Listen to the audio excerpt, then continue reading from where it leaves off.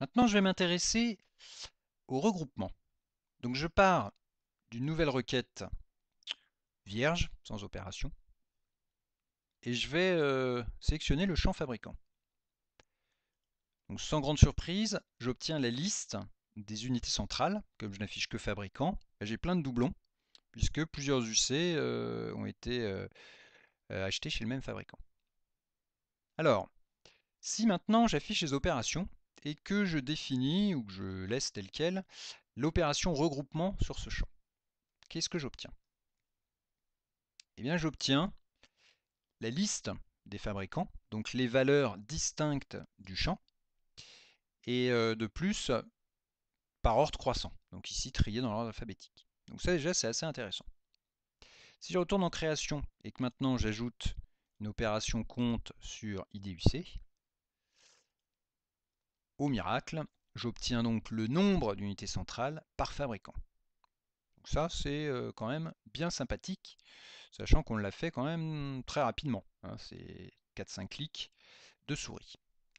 Alors, je peux ajouter, si je le souhaite, par exemple, le total de coût achat. Et donc maintenant, je sais que chez Asus, j'en ai eu pour 8 563 €. Et je constate que c'est Asus et Lenovo qui sont un peu au top de mes achats.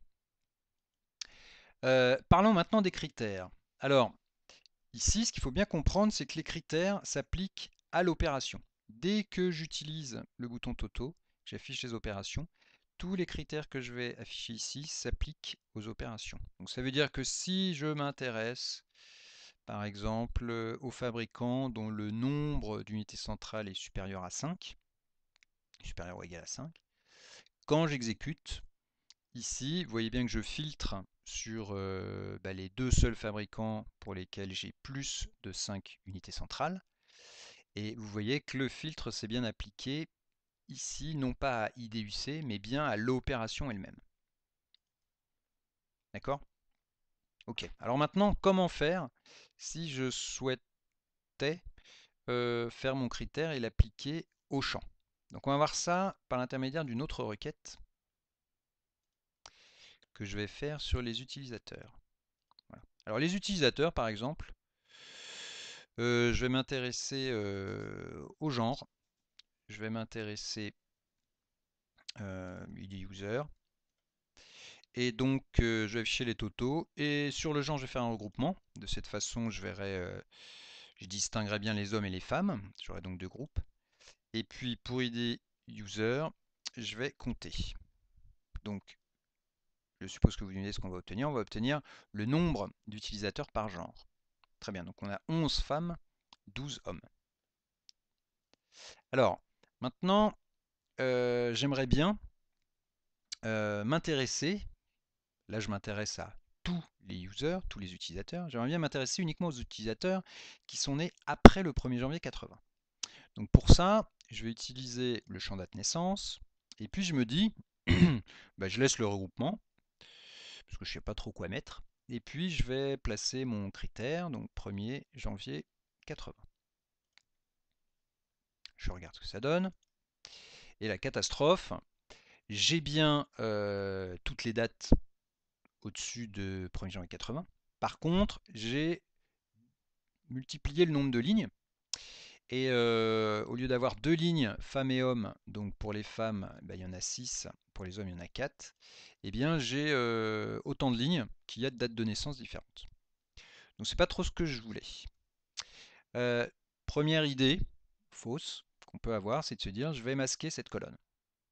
Donc mauvaise idée, puisque j'ai toujours le même nombre de lignes, puisque là j'ai seulement masqué la colonne, mais l'opération se fait toujours.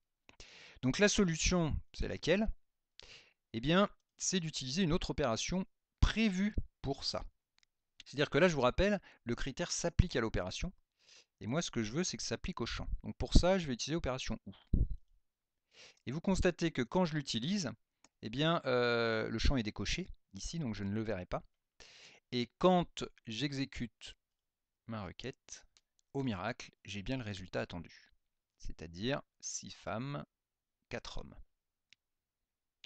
Voilà, donc ici, j'espère que vous aurez bien compris déjà d'une part comment se comporte le regroupement, et puis d'autre part, eh bien, comment choisir de faire un critère soit sur l'opération, soit sur le champ lui-même avec l'opération. Pour finir, j'aimerais quand même qu'on s'intéresse au SQL de ces requêtes qu'on a faites. Donc je vais commencer par la deuxième requête, donc je regarde le mode SQL. Alors qu'est-ce que je constate? Je constate que ma requête commence par un select, suivi des champs sélectionnés. Euh, donc genre, puisque c'est le premier champ sur lequel je regroupe. Ensuite, comme je fais une opération de compte sur le champ ID user, j'utilise l'opération count. Voilà. Et ici, j'ai le nouveau nom de cette colonne. Donc je vais la changer en nombre user. Ensuite, j'ai la clause from pour indiquer la table d'origine, la clause where qui correspond à mon où.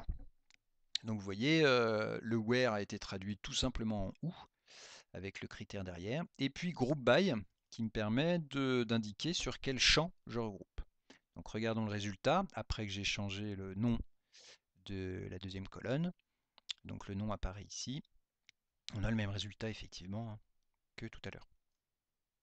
Bien, alors maintenant passons à la requête numéro 1. Donc la requête numéro 1, si je vais en SQL, je constate la même sélection de champs, enfin c'est pas les mêmes champs mais la même manière de faire. Donc fabricant, ici l'opération compte, c'est count, toujours comme tout à l'heure. Donc là je vais mettre nombre UC à la place. Et puis pour la somme, eh bien c'est la fonction sum, SUM en anglais. Là je vais mettre total achat. À partir de la table UC, grouper group by sur le fabricant. Et puis ici, vous voyez que j'utilise pas un where, on utilise un having pour préciser que le critère se fait sur l'opération. Donc voilà la grande différence entre having et where, puisque having c'est pour préciser un critère sur une opération qui a été faite dans, dans la requête, et le where, comme ici, enfin non on le voit plus là, bref, donc le where c'est pour préciser un critère sur le champ lui-même. Voilà donc le résultat. J'en ai terminé sur cette vidéo de présentation, donc j'espère que ça vous aura été utile, peut-être même agréable, et donc eh bien, à bientôt pour de nouvelles aventures.